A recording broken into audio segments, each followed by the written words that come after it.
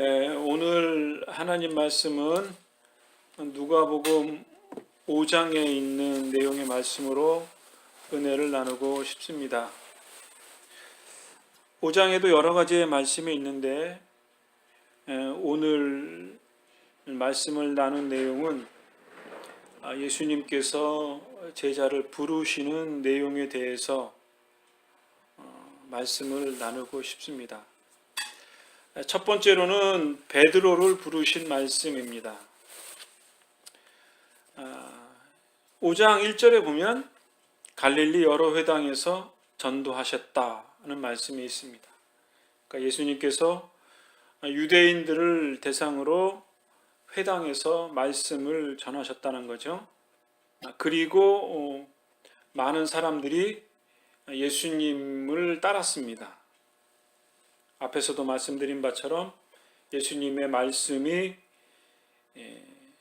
거룩하고 권세가 있고 다른 사람들의 가르침과 다른 참 진리의 말씀을 증거하기 때문에 많은 사람들이 예수님을 따라온 것으로 여겨집니다.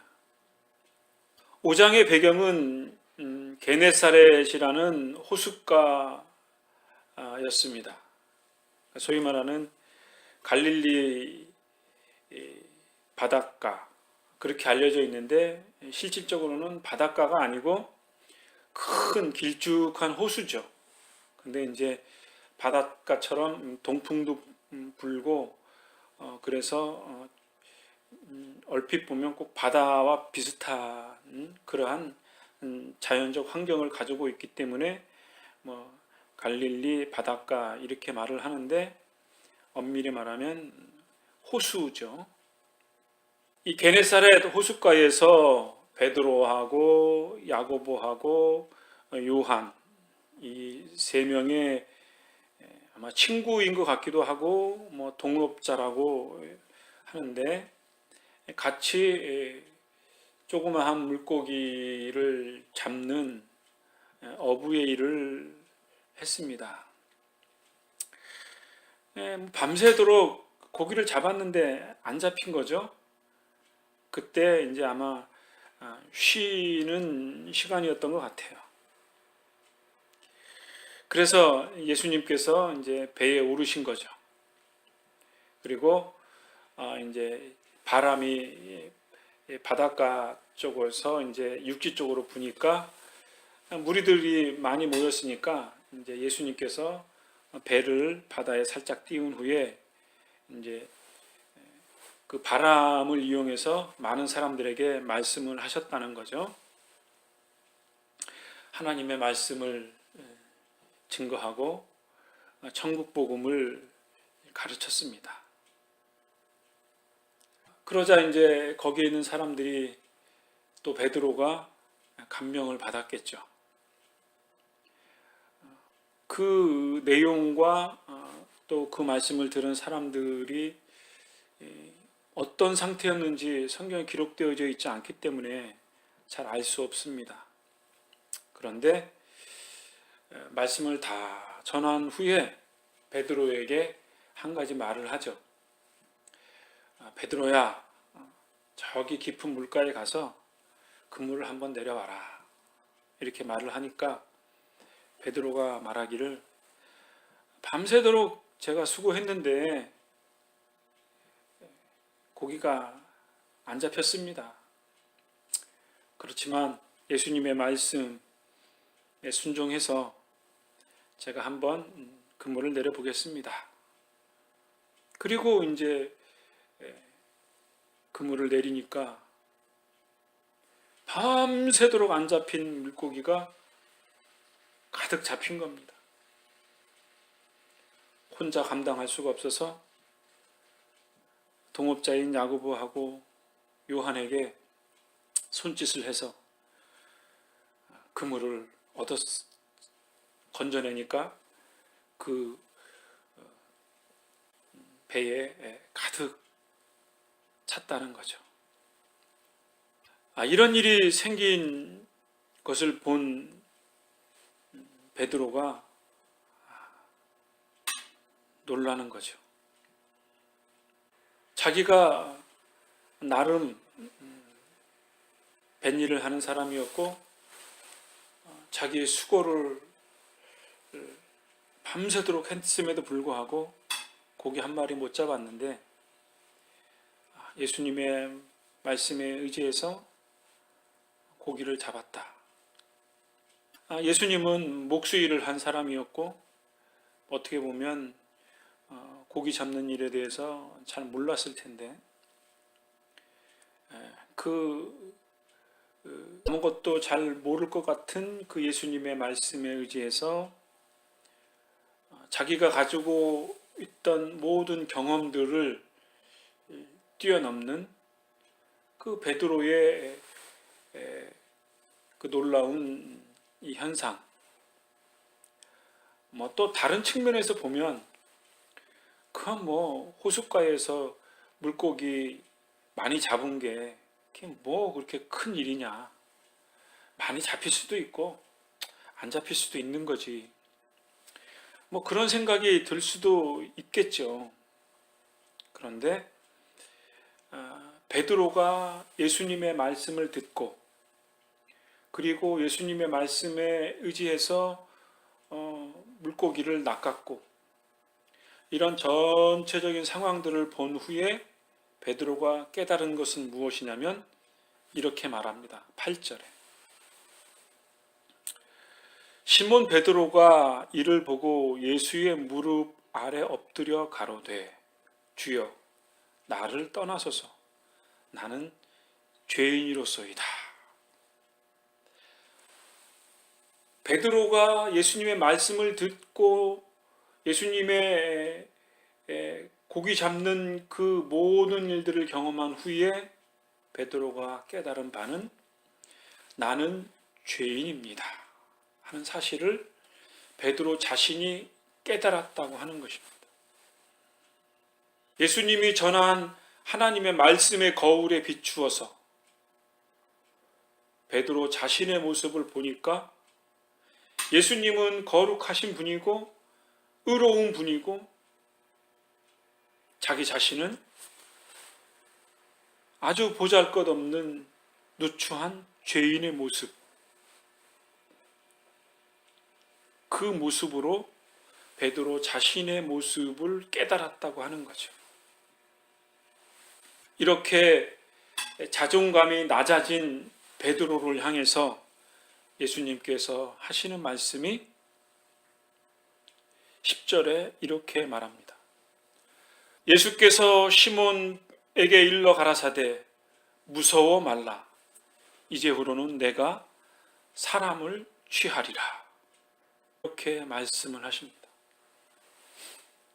그러니까 예수님의 말씀을 들은 베드로가 나는 죄인입니다 하는 사실을 깨닫고 예수님을 가까이 할 수 없는 그러한 상황이 되었음에도 불구하고 예수님께서 그 두려움에 떨어 있는 베드로를 부르시면서 제자로 삼으시면서 내가 여태까지 너의 인생은 물고기를 잡는 인생, 하루 물고기를 잡아서 너의 생계를 유지했던 그러한 삶의 모습에서 여태까지는 너가 그러한 인생을 살았지만 이후로는 너가 물고기를 잡는 게 아니라 사람을 낚는 사람이 될 것이다. 이렇게 베드로에게 말씀을 하십니다. 그러니까 베드로가 예수님을 만난 후에 깨달은 것은 무엇이냐면 자기 자신은 죄인이라는 것. 그리고 물고기를 잡았던 그런 인생에서 이제는 죄인된 인간을 하나님께 인도하는, 사람을 새롭게 변화시키는, 거듭나게 하는, 세상에 속해 있는 사람들을 하나님의 나라, 하나님의 백성, 그러한 존재로 새롭게 변화시키는 사역을 하게 되어지는 예수님의 부르심을 받은 베드로였다는 것입니다. 결국은 예수님께서 베드로를 통해서 하시는 말씀은 새로운 삶의 전환점을 제시한 거죠. 이 세상에서의 삶을 살아가는 그러한 인생에서 이제는 하나님을 위해서 살아가는 인생, 하나님의 나라를 위해 힘쓰는 인생, 죄인된 인생을 의롭게 하고 죄사함 받게 하고 그리고 거듭난 인생으로서, 물론 후에 깨달음 하지만 예수 그리스도 하나님의 아들 어린 양이신 예수 그리스도의 희생 대속 사건을 믿음으로 죄사함을 받고 영원한 생명을 얻게 되어지고 부활을 깨닫게 하고 그 부활에 참여하게 될 것이라고 하는 그러한 새로운 존재로 깨닫게 되어지는 베드로, 그러한 삶을 위해서 예수님께서는 내가 이제는 사람을 취하는, 사람을 살리는 그러한 위대한 하나님의 사역, 예수님의 제자로서 예수님을 따르는 그러한 인생의 삶을 살 것이다. 이렇게 말씀을 하고 있는 것입니다. 이러한 베드로의 부르심은 지금 이 시대를 살아가는 우리들에게도 동일한 거죠.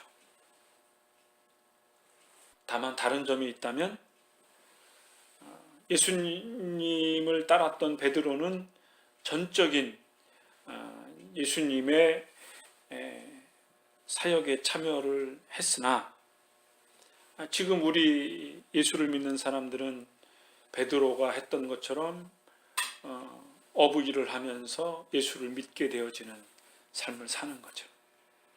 물론 목사님이나 선교사님들이나 이런 분들은 베드로와 같은 풀타임 사역을 할 수 있겠으나 우리 일반 신자의 삶이라고 하는 것은 우리의 삶을 살면서 주님이 우리에게 부탁하신 말씀, 진리의 말씀을 깨달은 바로 전하는, 나누는 그러한 사역, 그러한 부르심에 순종해야 할 줄로 아는 것입니다.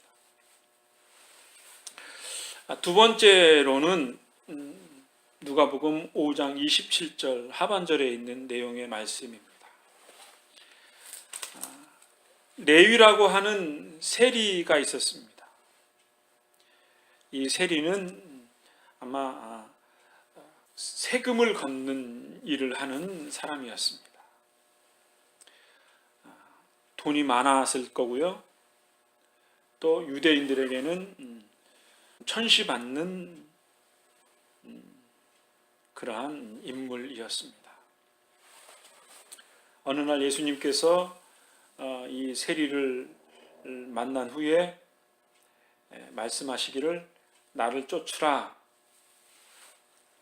이렇게 말씀하시니 28절에는 세리가 모든 것을 버리고 일어나 쫓았다고 했습니다. 이 앞에 내용이 없으니까 좀 황당하죠. 그냥 지나가는 사람 불러놓고 야, 나를 따라라. 이렇게 상황이 이해가 되면 좀 어렵겠죠. 근데 아마도 세리는 예수님에 대해서 소문을 들어서 알았겠죠. 유대의 젊은 청년이 나타났는데 그 사람이 말이야 이적도 행하고 말씀에 권세가 있고 하나님의 말씀이 전한다고 하는데 그 말씀이 다른 유대인들이 말하는 그런 선생들, 랍비들이 말하는 것과는 본질적으로 달라. 세례 요한과 같은 그러한 권세가 있고 권위가 있고 한마디 한마디가 정말 놀라울 정도야. 그리고 이제 예수님을 따른다는 소문들을 아마 세리가 들었겠지요. 그리고 마음의 동요가 일어났겠죠. 예수님 한번 만나고 싶다. 돈을 착취한다고 나를 비웃고 자괴감에 빠져있는 레위 자신이 내가 언제까지 이렇게 욕을 먹으면서 인생을 살 것인가. 그런 번민도 했겠죠.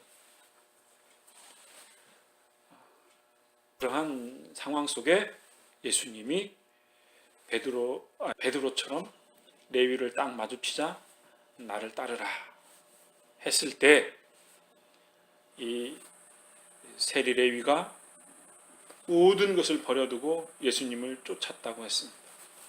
그리고 예수님을 자기의 집에 모셨습니다. 그리고 거기에 큰 잔치를 했습니다. 세리 친구들도 왔을 거고 또 세리가 이제 돈이 많고 좀 영향력이 있으니까 바리새인들도 왔을 거고 율법사들도 왔을 거고 소위 말하는 권세 있는 사람들이 많이 왔습니다. 그러자 이제 이들이 예수님을 비웃는 겁니다. 아니 세례 요한의 제자들도 바리새인의 제자들도 요한의 제자들도 그 사람들은 금식도 하고 기도도 하고 그렇게 경건되게 사는데 말이야. 예수님 당신 따라다니는 이 모습을 보니까 잔치나 하고 먹고 즐길 줄만 알지 이게 무슨 짓이냐. 그렇게 이제 비난을 한 거죠. 그러자 예수님께서 하시는 말씀이 병든 자가 있는데 그 병든 자를 의사한테 데리고 가서 치료해야 되지 않냐. 죄인이 있는데 그 죄인을 회개시켜야 되지 않냐. 그 말씀을 하는 거죠. 헌옷이 있는데 그게 삭아서 구멍이 났다 이거죠. 그러면 멀쩡한 새 천을 갖다가 그 헌옷에다가 꼬매죠. 그래서 옷을 입지 않냐. 유사한 비유를 들기를 낡은 포도주가 있는데 거기다가 포도주를 넣으면 그 낡은 포도주가 터질지 모르지 않냐. 왜냐하면 발효가 되니까 이 가스가 생겨서 터질 수도 있거든요. 그러니까 새 포도주는 새 포대에다가 넣어야 터지지 않고 발효가 잘 되지 않냐. 새 포도주는 새로운 부대에 넣어야 맛있는 포도주를 마실 수 있다. 이 말씀을 하고 있는 것입니다. 레위를 부르신 그 예수님, 모든 것을 버려두고 예수님을 쫓았던 세리 레위, 그리고 그의 잔치집에서 요한의 제자, 바리새인의 제자들과 논쟁했던 이 일련의 모습, 그것은 무엇이죠? 예수님은 유대인들의 배경을 가지고 있음에도 불구하고 유대인들이 가졌던 잘못된 오래된 관습, 그것을 옳다고 묵인하고 그냥 관례대로 따랐던 잘못된 관습, 그것에 대해서 예수님께서는 새로운 하나님의 말씀을 통해서 근원적인 문제를 제시하는 거죠. 너희들이 그렇게 추구했던 외형적인 외식, 그것이 다가 아니다. 그 외식을 통해서 너의 영혼이, 너의 내면이, 너의 마음이 새로워지고 그 새로움을 가지고 하나님을 올곧하게 바르게 섬겨야지, 외형의 껍데기 거칠에만 가지고 너희가 아무리 자랑한들 하나님의 뜻이 너희 안에 살아 역사하는 바가 아니다. 이제는 너희의 마음을 새롭게 하라. 하나님의 참된 뜻에 맞게 순종해라. 그 말씀을 새 포도주는 새 부대에 담아야 한다. 이것은 구약에 있는 그 모든 거칠의 것들을 신약, 예수님의 복음의 말씀, 그 복음의 말씀을 새롭게 유대인들에게 해석한 바울의 말씀, 그 신약, 새로운 하나님의 언약의 말씀, 예수 그리스도께서 완전히 이룩하신 복음, 그 복음만이 우리가 하나님을 참되게 믿고 참되게 우리의 삶을 살아가는 것이 하나님이 기뻐하시는 뜻이다. 그것을 제자를 부르시면서, 베드로를 부르시면서, 레위를 부르시면서 예수님께서 말씀하셨던 내용의 말씀입니다. 이 위대한 진리를 예수님께서 2000년 전에 누가복음 5장을 통해서 말씀하셨음에도 불구하고 유대인들이 구약시대 때 가졌던 그 과오가 한국에 2000년이 아니라 200년 되는 이 기독교의 역사, 엄밀히 말하면 200년이 안 됐죠. 그 짧은 역사 동안에 한국교회는 또 다른 제2의 외식, 제2의 구약의 거칠의 모습들이 한국교회에 스며들므로써 우리는 또 다른 죄과를 짓고 있는 것이라고 조심스럽게 되돌아봅니다. 종교개혁자들이 외쳤던 구호 중에 개혁된 교회는 계속적으로 개혁되어야 한다는 말을 했습니다. 예수님께서 구약의 모든 내용들을 새롭게 개혁을 했는데 종교개혁자들이 그 가톨릭의 구습들을 새롭게 개혁을 해서 새로운 종교개혁을 통해서 순수한 복음을 회복했음에도 불구하고 그 순수한 복음이 한국교회에 200년 전에 들어왔음에도 불구하고 인간이 갖는 그 못된 거칠의 모습이 계속적으로 역사적으로 반복이 된다 이거죠. 이러한 모습들을 우리가 냉철히 돌아보면서 성경의 말씀을 말씀 그대로 우리가 받고 깨닫고 하나님의 원색적인 복음의 말씀에 우리의 자신들을 비추어 보고 베드로가 고백했던 것처럼 나는 죄인입니다. 나를 떠나소서. 나는 주님과 함께 할 수 없습니다. 라고 하는 그 부끄러운 모습을 우리 자신들이 지금 이 시대를 살아가는 이 시간에도 우리는 자각하고 깨닫고